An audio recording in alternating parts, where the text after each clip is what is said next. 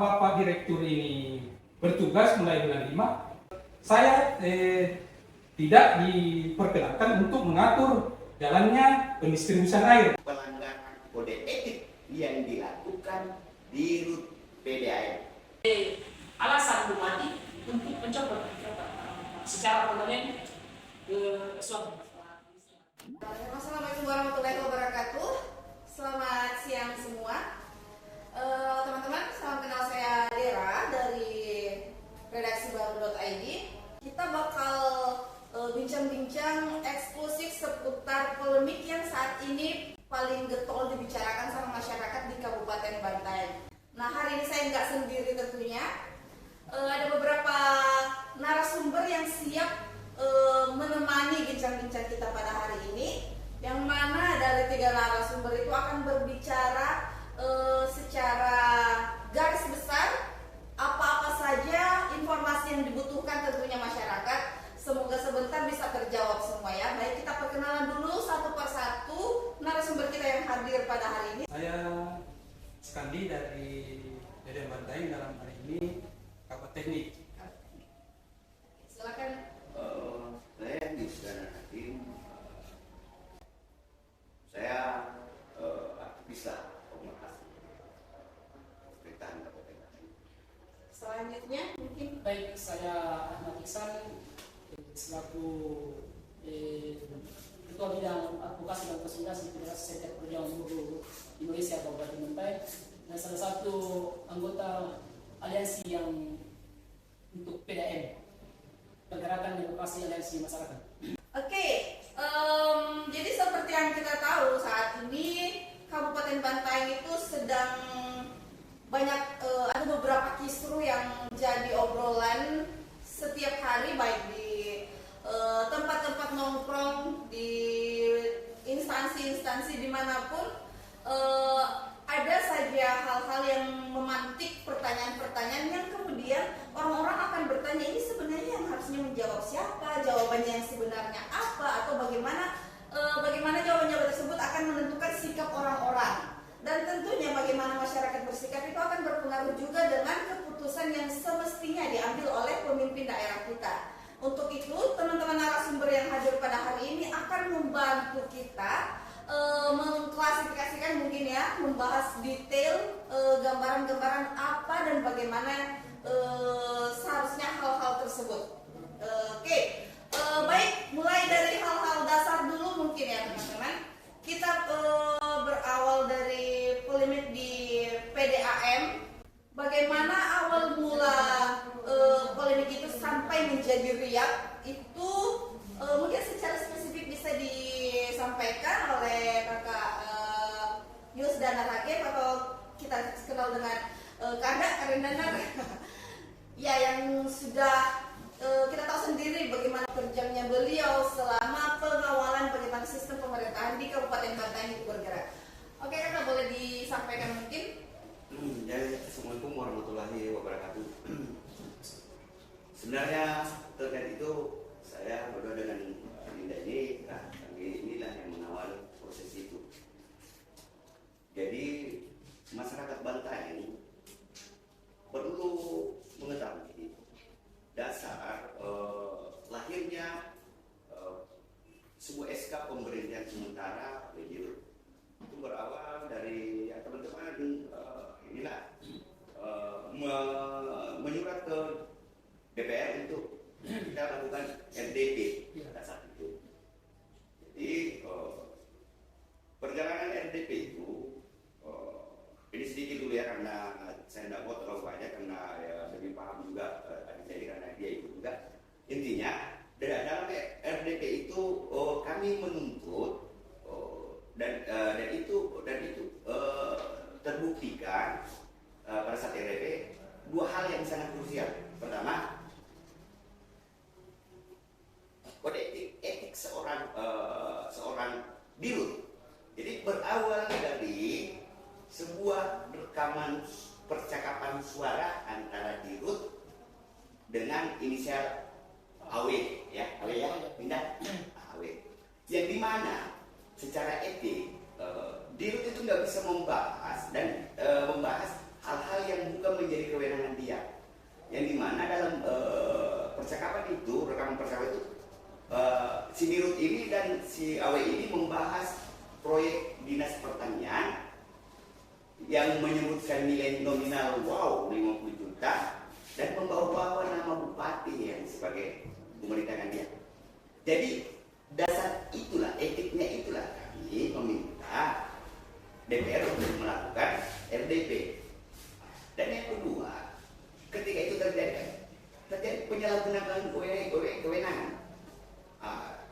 Dan itu alhamdulillah semua itu terlahirkan dalam sebuah rekomendasi.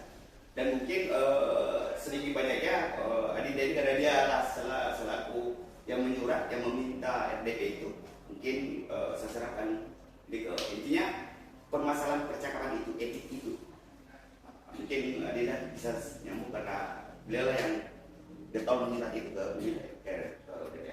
Baik, terima kasih atas kesempatannya Kak Danar terkait kisru atau polemik yang terjadi di tubuh PDM. Kami dari awal ini rentetan kejadian. Dari awal itu kami menyoroti soal bersarat atau tidak bersaratnya Iswardi sebagai direktur PDM. Dalam proses tersebut kami menemukan bahwasanya Bapak Suwardi ini sampai hari ini dinyatakan tidak bersarat terkait terpilihnya sebagai direktur PDM Kabupaten Bantaeng. Ini kita buktikan dengan tidak bisanya dihadirkan berita acara dari Kemendagri dan hasil seleksi yang dilakukan oleh panitia seleksi dalam hal ini pemerintah Kabupaten Bantaeng sampai sekarang tidak bisa dibuktikan. Yang kedua, terkait apa yang dikatakan oleh Saudara Hakim terkait pelanggaran kode etik, untuk di mana Kabupaten Bantaeng ini sempat heboh diviralkan oleh sebuah percakapan antara saudara direktur PDM dengan saudara berinisial AW tentang proyek pertanian yang ada di Lanjing sana. Pemerhati menganggap bahwasanya apa yang dilakukan oleh Ustaz Suwardi ini jelas-jelas melanggar kode etik karena di luar dari wewenangnya. Maunya kami sebagai orang-orang yang saat ini kritis kepada PDM terkait kelancaran air, alih-alih dia mengurus proyek. Sementara air ini, masyarakat ini mengeluh. Ternyata di belakang dia kerjaan lain. Ini bukan wewenangnya. Untuk otomatis kami dari boleh dikata aktivis di Kabupaten Bantaeng menganggap bahwasanya ini sebuah kesalahan fatal. Makanya itu kami melakukan bersurat ke DPR bagaimana supaya diberikan sanksi di Suwardi sehingga lahirlah pencopotan sementara pada saat itu. Jadi tadi sempat disampaikan ya beberapa hal yang menjadi dasar kenapa hal di tubuh manajemen PDAM Bantaeng itu seketika menjadi polemik. Sudah disampaikan oleh teman-teman, ada Kak Danar dan Saudara Ihsan bahwa bukan tidak mungkin riak itu bisa terjadi karena dasar legitimasi. Hal-hal itu tidak terpenuhi, teman-teman. Jadi seperti ini analoginya, bagaimana mungkin seseorang bisa bergerak ketika dia tidak punya dasar hukum, ketika dia tidak punya alasan kenapa saya harus bergerak seperti itu. Namun yang terjadi sampai saat ini bahkan menjabat sampai 1 tahun ya, 1 tahun bekerja sampai rekomendasi SK pemberhentian sementara itu dikeluarkan. Nah, kita bahas kemudian ke SK pemberhentiannya dulu mungkin. Nah, saya mendapat insight juga ini bahwa SK tersebut itu sebenarnya juga melanggar, teman-teman. Nah, ini kan hal yang krusial juga, bagaimana mungkin hal yang pada dasarnya dari awal sudah tidak punya dasar hukum kemudian dihadapkan, dibenturkan pula dengan hal-hal yang lagi-lagi tidak memiliki dasar hukum yang sah. Mungkin bisa dijelaskan lebih detail sama Kak Danar. Oke, baik. Jadi saya akan mengurai mengapa kami mengatakan, mengapa teman-teman yang sampai detik ini berjuang untuk penegakan sebuah regulasi. Karena bagi kami regulasi adalah panglima terdepan dan panglima tertinggi dalam pencapaian pemerintahan yang baik dan benar. Oke, dasar hukum yang kami bisa dapatkan dalam SK tersebut, lahir rekomendasi itu sehingga lahir kembali SK pengaktifan adalah pertama peraturan pemerintah nomor 54 tahun 2017 tentang Badan Usaha Milik Daerah. Kedua, Permendagri 23 tahun 2024 tentang organ dan kepegawaian Badan Usaha Milik Daerah (AMDAI). Ketiga, Permendagri nomor 37 tahun 2018 tentang pengangkatan dan pemberhentian anggota Dewan Pengawas dan atau komisaris dan atau anggota direksi Badan Usaha Milik Daerah. Keempat adalah Perda nomor 6 tahun 2023 perubahan kedua nomor 8 tahun 2020 tentang perusahaan umum daerah air minum Tirta MS. Oke. Tadi kami berdua mengupas apa yang menjadi awal sebuah SK pemberhentian sementara seorang dirut, dan itu jelas diatur dari regulasi-regulasi yang saya sebutkan tadi. Oke, menelisik dari hal itu lahirlah, ya kami dan teman-teman berjuang di DPR, lahirlah sebuah rekomendasi. Dua hal yang dilahirkan rekomendasi.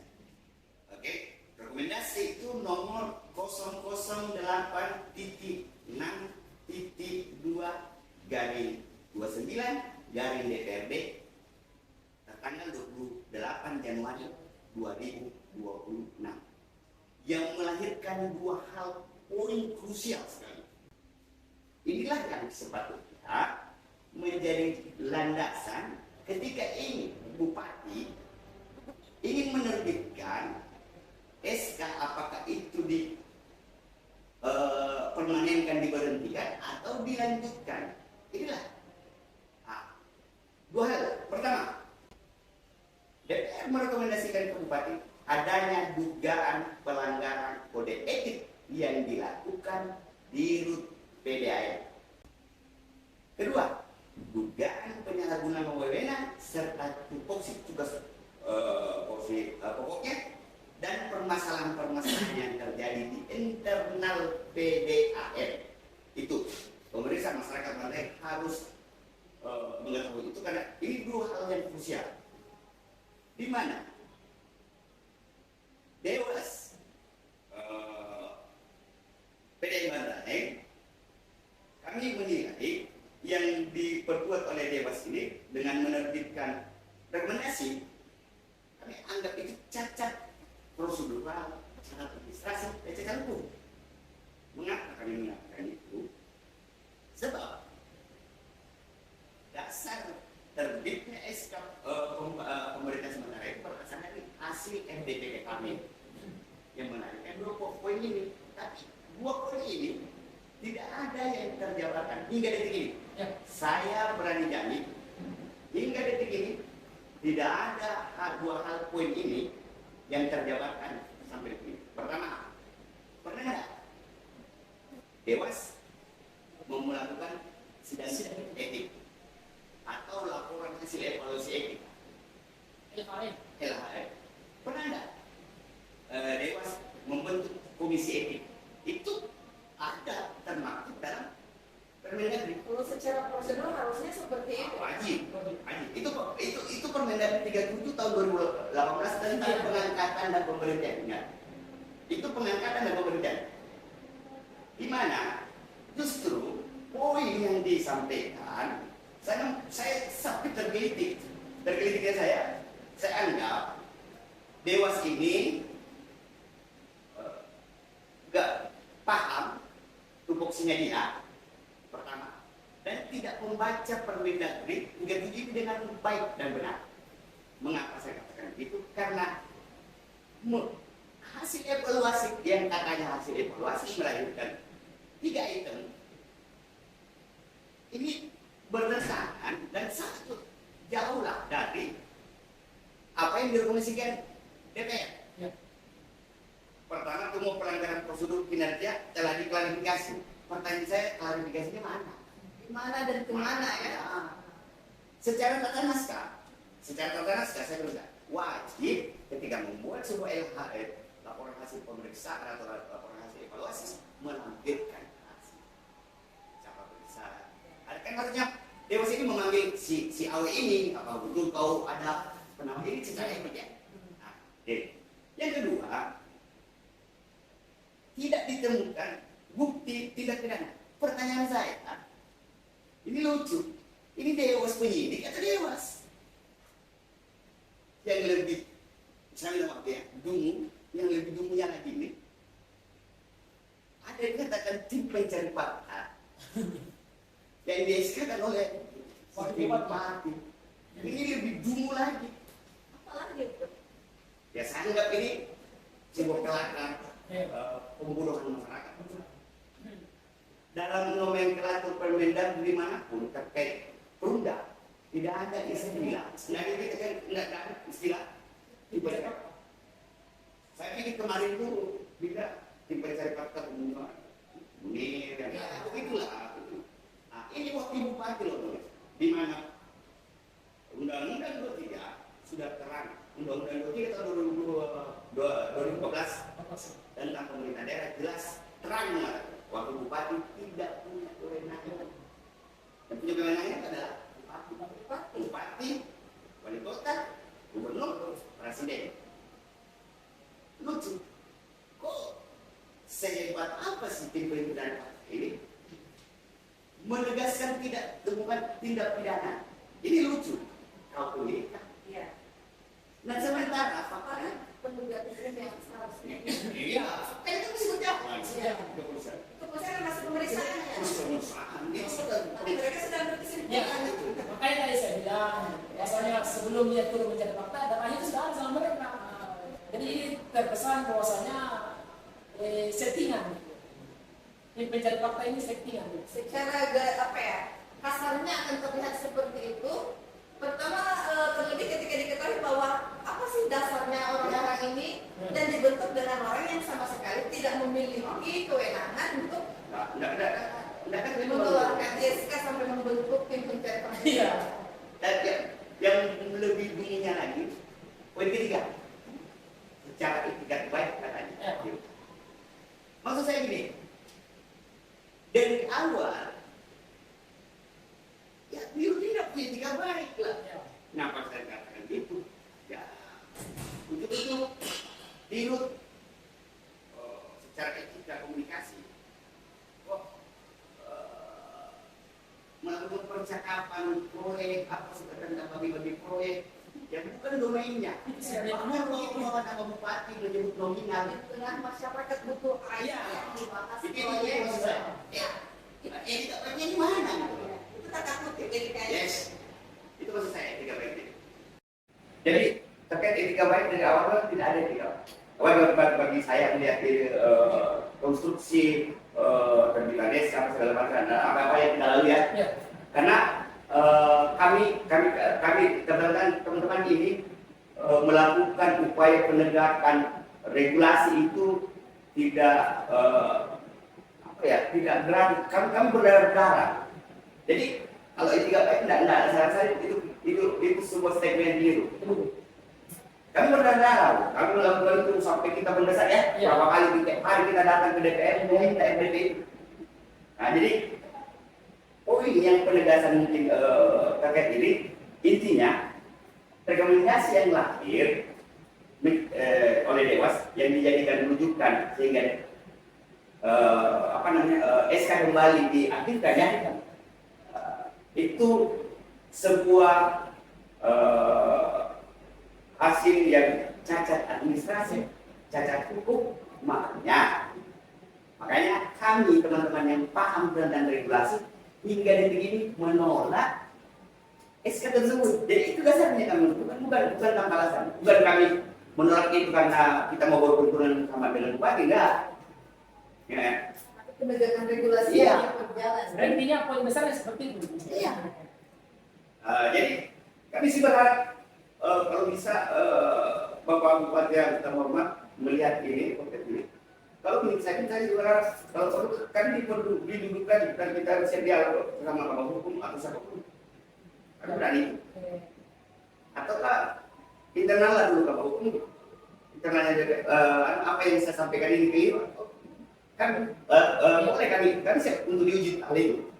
Kami siap apapun kami terima dan kami apa yang kami turun dari mulut kami itu kami pertanggungjawabkan. Itu mungkin secara dari sebesarnya. Kenapa sih ada mau ditambah? Ya, oke, kita serahkan dulu ke teknis supaya pembicaraan kita ini berimbang. Oke, jadi teman-teman tadi kita sudah bahas karena di redaksi baru.id sendiri itu memang banyak pertanyaan ke kolom baik di kolom komentar ataupun di email redaksi kami yang masuk bertanya seputar kurang lebih pertanyaan seperti ini. Sebenarnya apa yang terjadi di Bantaeng? Kenapa kisruh seputar direktur PDAM itu kayak booming sekali sampai harus dibahas. Nah, semoga diskusi tadi dengan teman-teman aktivis dan pemerhati itu bisa menjawab. Jadi saya bisa menangkap kurang lebih seperti ini ya. Mengapa tentang sosok direktur PDAM dalam hal ini yang diketahui sebagai Pak Ustadz Suwardi itu sering dipertanyakan karena memang teman-teman yang bergerak berdasarkan regulasi, bergerak dengan dasar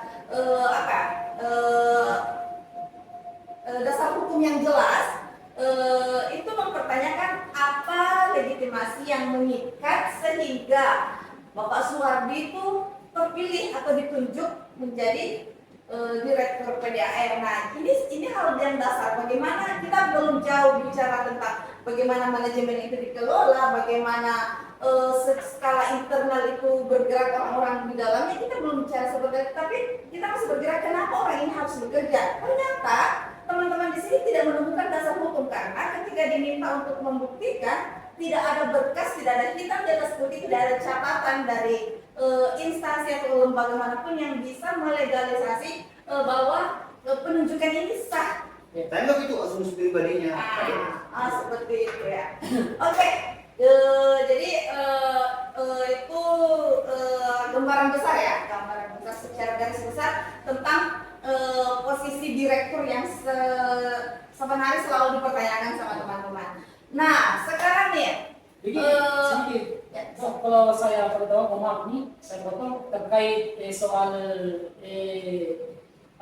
tidak bersyaratnya Suwardi menjadi direktur PDAM itu ada tertuang di dalam perda, tapi saya lupa di nomor berapa, itu dinyatakan bahwasanya setiap orang yang mendaftar sebagai pimpinan atau direksi di PDAM itu memiliki manajemen sertifikat.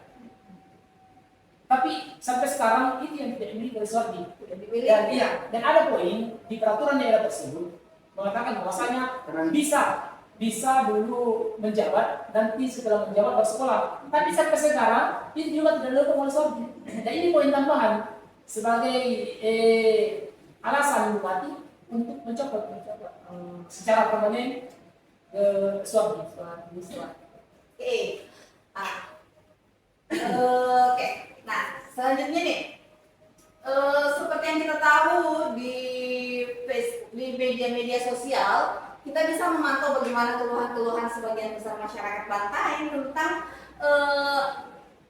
penanganan air yang tidak berjalan sebagaimana yang diharapkan oleh masyarakat. Air tidak mengalir sekian hari sampai memanfaatkan air sumur atau sumber air lainnya di fasilitas-fasilitas umum seperti salah satunya di masjid ya, ada yang saya dengar seperti itu. Nah, kemudian otomatis kalau berbicara penanganan seperti ini kita akan butuh uraian dari Pak Kabak Teknik yang akan menyampaikan kepada kita semua bagaimana dan seperti apa hal-hal seperti itu ditangani di tubuh PDAM Bantaeng ya.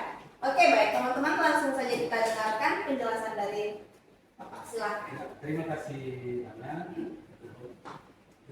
Bismillahirrahmanirrahim. Saya Andi Kabak Teknik. Sesuai dengan kejadian akhir-akhir ini, masalah ketersediaan air baku, kalau dari segi kapasitas terpasang dari yang dimiliki oleh PDAM itu sebenarnya kita sudah melebihi dari pelanggan yang ada sekarang. Tetapi di lain sisi itu butuh pengaturan yang bagus, pengaturan yang maksudnya dari sisi teknis itu harus dibuatkan namanya sistem distrik meter area atau DMA. Nah, di situ kita bisa mengukur di DMA itu kita bisa mengukur bahwasanya ini dari sumber air baku A dan sumber air baku B melayani zona apa, zona A atau zona B. Nah, itu bisa di situ kita bisa mengetahui kekurangan apa yang bisa kita ketahui di situ tergantung dari berapa jumlah pelanggan yang ada di zona itu.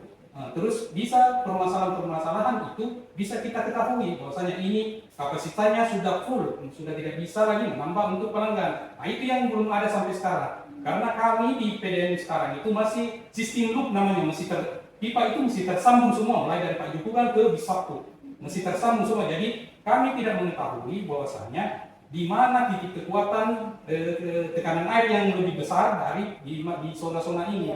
Nah, yang kedua, kami di teknik itu dari sisi struktural kami kayak saya Kabak itu dibawahi sama direktur, dibawahi langsung oleh direktur. Dalam hal ini, dalam gambaran tugas-tugas tupoksi kami selama ini, ada tugas pokok kami yang bisa kami kerjakan, ada yang tugas pokok kami yang harus langsung Bapak Direktur yang merekomendasikan bahwa baru bisa kami kerjakan. Nah itu, macam contoh, seperti dalam kejadian ini yang kemarin yang pipa 10, 12 yang patah di Ramirasa. Itu kami tidak bisa juga kabar teknik seperti uraian di beberapa media bahwasanya saya langsung harus mengambil alih itu pekerjaan untuk menyelesaikan pekerjaan itu, karena di dalam tupoksi direktur ada dikatakan direktur tupoksi direktur itu pengambil kebijakan strategis apabila jaringan mengalami kerusakan dan produksi mengalami penurunan. Di situ kami tidak bisa mengambil di atasnya karena kami harus paling tidak ada perintah secara lisan. Bahwasanya kami memang sudah pantau, kami sudah memantau, tapi untuk mengerjakan langsung itu kami sudah tidak bisa juga langsung melampaui direktur. Harusnya direktur memberikan kami tugas surat tugas atau perintah langsung. Bahwasanya secara lisan, bahwasanya kami ke sana dulu, lihat itu apa, kekurangannya apa, bahannya apa, berapa meter yang rusak. Nah, itu semua yang kita harus hitung untuk mengerjakan suatu pekerjaan.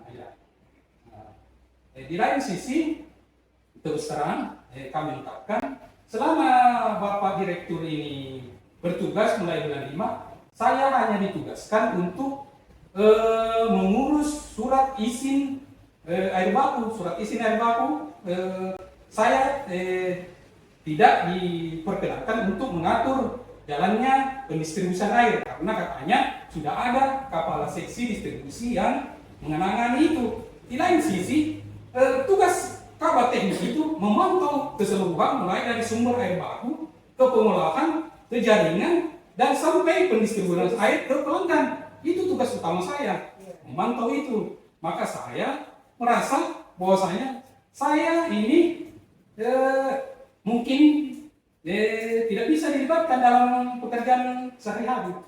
Nah itu keberatan saya juga.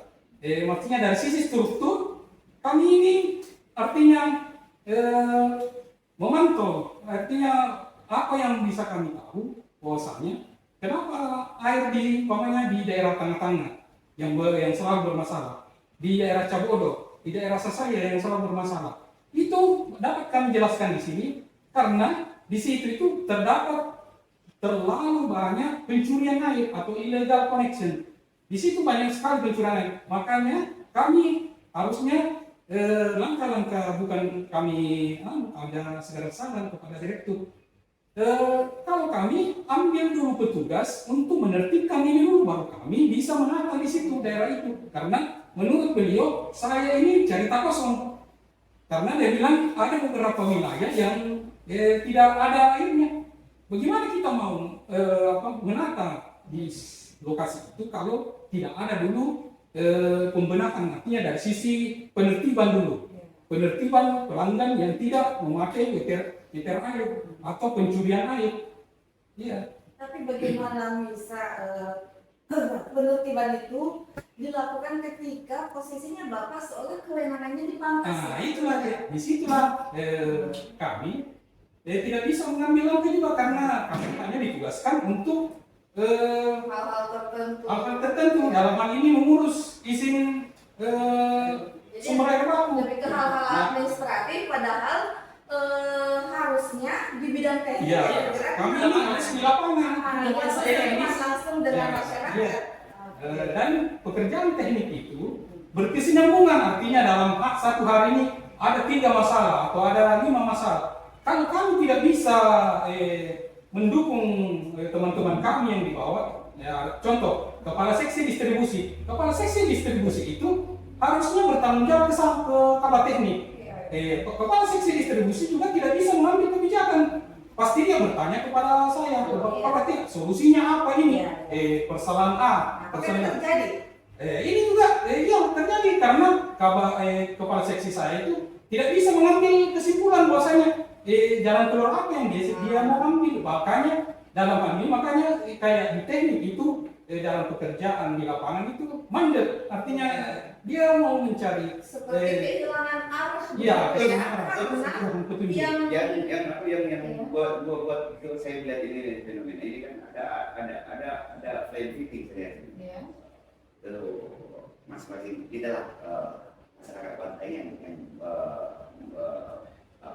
menafsirkan. Ya, cuma maksud saya begini kan, kita kan dalam tubuh kita sebagai teknis, ya kan, apakah pada saat pekerjaan ini yang di atas ini kan yang lagi bumi ini, karena ada pipa yang ini ya, ya. yang pipa yang bermasalah itu kalau secara teknis, maksud kalau secara teknis, ya mungkin bisa dijelaskan secara teknis di situ. kalau harusnya secara teknis nggak mungkin pecah-pecah kembali. Iya. Itu ya kan. Nah, jadi jangan sampai kita ini dicekoki hawa baru ya, hawa baru, PHP dia, apalah. Karena Ya kan kemarin isunya sudah ada upaya penanganan. Hanya saja ternyata di sisi lain kita tahu bahwa yang menangani adalah mungkin bisa dibilang tenaga yang belum tentu paham karena yang seharusnya mengerjakan tidak mendapatkan tugas untuk menangani. Seperti itu Pak ya. Nah, oke, baik teman-teman, di sini kita akan mendengarkan kenapa penanganan pipa itu sampai sekarang masih bermasalah. Bisa kita dengarkan dari narasumbernya langsung untuk menjelaskan yang mana hal tersebut berdampak sangat besar di kondisi kebutuhan air masyarakat pantai. Baik, saya mundur sedikit ke belakang dari pada saat hari terjadinya. Dan jadi tanggal 1 bulan Mei itu sekitaran jam 3.15 lewat atau jam 3 itu terjadi kerusakan pipa di wilayah Desa Kampala, di mana pipa transmisi kami itu rusak. Nah, di sini setelah itu hari Jumat itu saya langsung komunikasi dengan pihak Balai Bompengan, dan kami sudah ada janji hari Sabtu pagi kami ketemu. Jadi setelah kami ketemu, kami sudah mengatur jadwal. Bahwasanya hari Minggu pagi Bompengan sudah ada di lokasi kerusakan untuk mengukur dan menghitung berapa biaya kerusakan ini. Karena memang jalur pipa dari 10 dari daerah Setubondo ini memang dalam tanggung jawab Balai Kompengan. Nah, setelah kami telah bersepakat pada Sabtu sorenya, saya baru menyadari bahwasanya ternyata pada tanggal 3 itu ada sudah PLT Direktur dalam hal ini Kepala Inspektorat sudah berakhir masa jabatannya. Maka saya berpikir saya belum tentu mendapat tugas atau apa setelah berganti kewenangan ini, pimpinan ini. Makanya saya berkomunikasi lagi malamnya dengan pihak Kompengan bahwasanya kalau bisa jangan diburu naik pada hari Minggu pagi karena pimpinan kami akan berganti pada tanggal 3 itu. Maka pihak Kompengan juga makanya saya tunggu kabar tak bagaimana kelanjutannya. Saya menunggu kabar dari paling tidak pimpinan baru menugaskan saya untuk melanjutkan kerjasama dengan bagaimana jalan keluar dari perbaikan pipa ini. Jadi pada saat itu saya artinya bukan diam tapi menunggu. Artinya beda di sini antara diam dengan menunggu. Saya sementara mulai menunggu bahwasanya apakah saya ditugaskan atau tidak. Nah, sementara saya menunggu, masyarakat sudah banyak yang berteriak bahwasanya tidak ada macam-macam, bahwasanya tidak ada penanganan begini. Ya, jadi saya himbau ke masyarakat dengan melalui podcast ini bahwa kami sebenarnya bergerak, kami karyawan, kami bergerak dalam hal ini pelayanan sementara dialihkan ke pelayanan tangki untuk kepenuhan kebutuhan air masyarakat. Ya.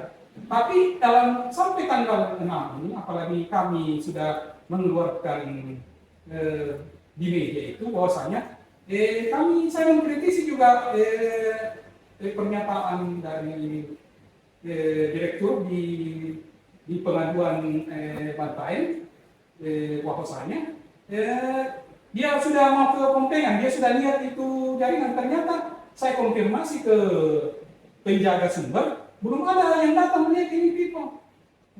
Ternyata setelah itu baru dia komunikasikan di Kompengan. Setelah dikonfirmasi, ya baru tidak pernah. Ya baru dia ke Kompengan karena kan saya juga ditelepon sama orang Balai Kompengan bahwasanya belum ada yang menanyakan atau akan ke sini untuk bagaimana perlu kami ketahui juga bahwasanya sebenarnya Kompengan ini ingin membiayakan ini, dia mau mengurus ini kita yang rusak ini, membenahi. Tapi pada saat Pak Suwardi ini turun ke Kompengan, dia meminta ke Kompengan bahwasanya saya yang kerja.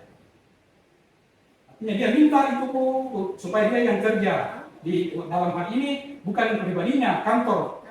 Berarti dia kantor yang dia mau pakai. PDAM yang akan mengerjakan. Iya, biayanya itu ke PDAM. Jadi setelah Pak Suwardi menghadap ke Balai Kompengan, saya ditelepon oleh orang Balai. Gini Pak Skandi, dengan adanya permintaan dari Bapak Direktur, jadi kami akan buatkan berita acara bahwa kemungkinan kedepannya jaringan pipa transmisi RMR 1 itu akan PDM yang contohnya umpamanya ada yang rusak kedepannya akan jadi tanggung jawab PDM ini, bukan tanggung jawabnya Balai Kompengan sudah dengan adanya permintaan dari Pak Direktur. Ini kalau kemarin waktu saya telepon itu sudah dibuatkan berita acara. Sisa kami menunggu di berita acaranya untuk penyerahannya ini. Nah itu Bu.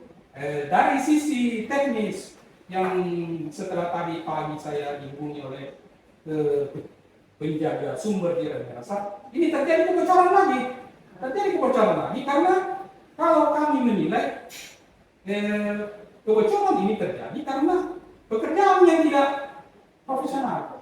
Dia tidak menuruti teknis-teknis yang harus dilakukan pada saat dia kerjakan. Yang pertama itu pipa sebelum rusak itu harusnya di atas.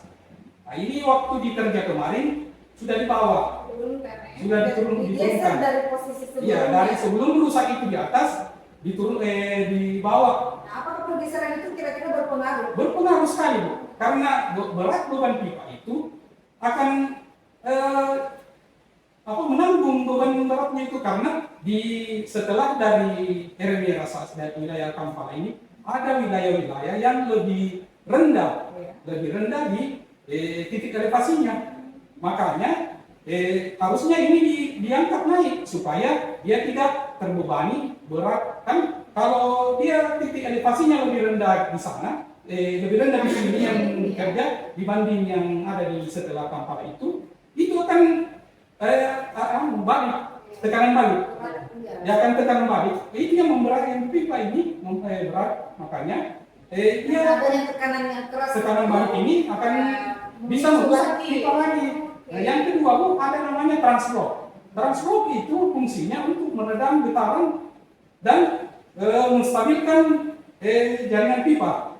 Jadi yang pipa GIP itu, Bu, tidak bisa juga dibiarkan tergeletak begitu. Harus ada translock namanya yang mengikat.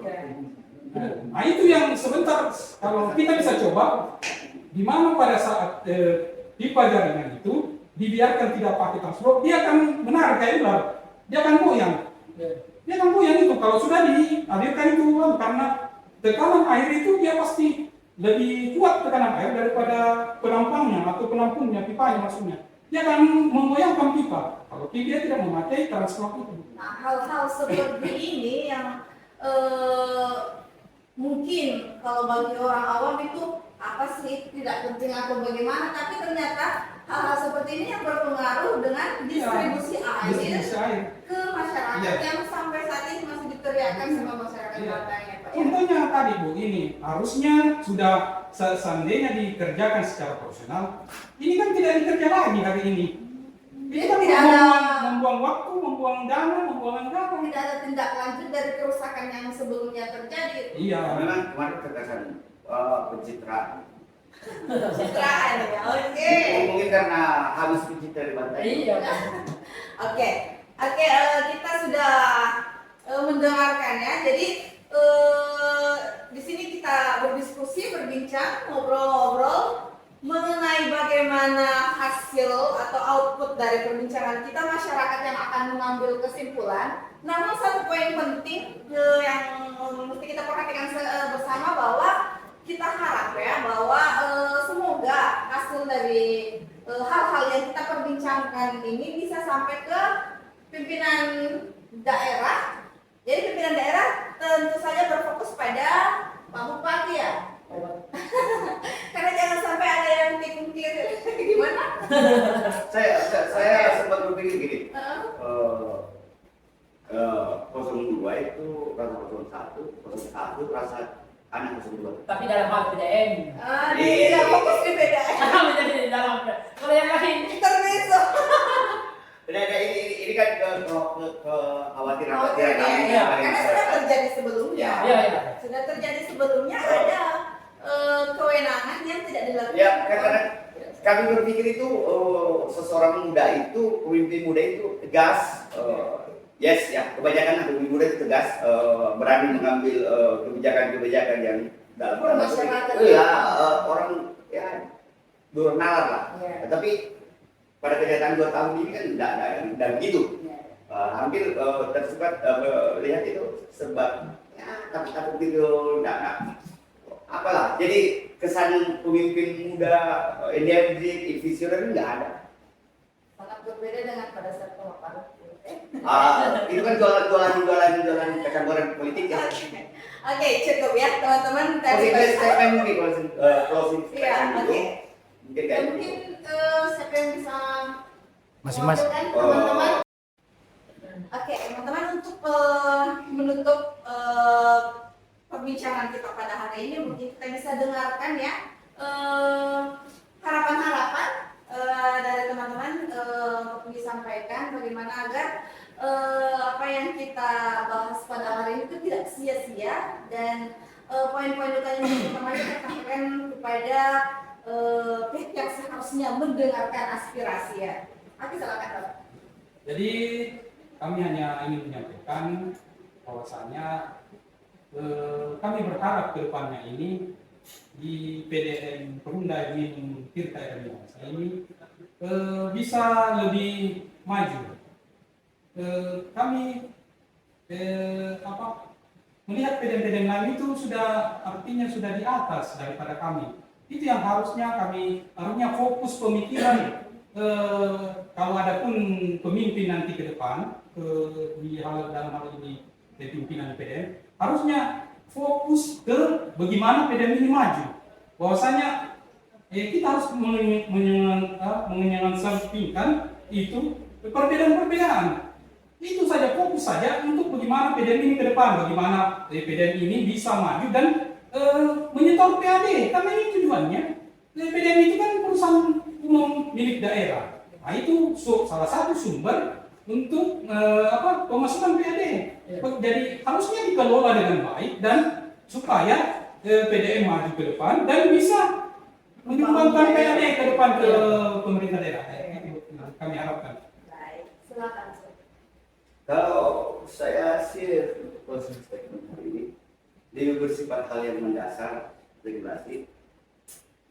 Saya menitipberatkanlah kepada Bupati Pertama yang kami banggakan, yang kami harapkan bisa menelurkan sebuah keputusan yang bijak, yang adil untuk semua masyarakat, walaupun tidak untuk keseluruhan yang menikmatinya. Saya lebih mendengarkan terkait Permendagri nomor 37 tahun 2018, di mana hal-hal terkait itu kami berharap Dewas juga melakukan apa yang menjadi tupoksinya, melakukan pemeriksaan etik kepada itu sesuai dengan apa yang kami dorong dari kemarin ya teman-teman. Jadi saya sih berharap masyarakat Bantaeng cerdas dan bisa menilai. Yang kami lakukan bukan tanpa alasan, kami hanya berbicara pada ruang-ruang regulasi, peraturan, makanya kami teman-teman itu tetap bertahan dengan apa yang mereka karena memang sudah terang dan jelas sekali. Jadi kami berharap sesuai dengan Permendagri ini, Bupati punya kewenangan ketika menerima hasil pemeriksaan etik dari Dewas, wajib mengeluarkan sebuah keputusan, dan saya harap keputusan itu untuk Bantaeng bukan karena dasar utang politik, karena kami ini semua masyarakat Bantaeng, kami semua wargamu, kami ini yang terbaik untuk Pak Bupati, begitu pun mungkin sebaliknya. Terima kasih. Baik, terima kasih. Sebenarnya tidak jauh berbeda dengan apa yang dikatakan oleh Kandanar, tapi kalau Kandanar bicara sesuai terkait dengan regulasi, terkait pemberhentian atau penjemputan permanen direktur lain, kalau saya melihat secara langsung di masyarakat bahwasanya ada konflik yang berulang. Ada konflik yang berulang sampai sekarang. Kondisivitas Bantaeng itu sedikit terguncang akibat adanya aksi berjilid-jilid terkait persoalan PDN. Besar harapan kami, tumpuan harapan kami, ujung tombak kami yang kami harapkan itu Bapak Bupati Bantaeng selaku kuasa pemilik modal di tubuh internal PDN itu tersendiri mengambil keputusan yang boleh dikata untuk kepentingan masyarakat. Kenapa saya bicara seperti ini?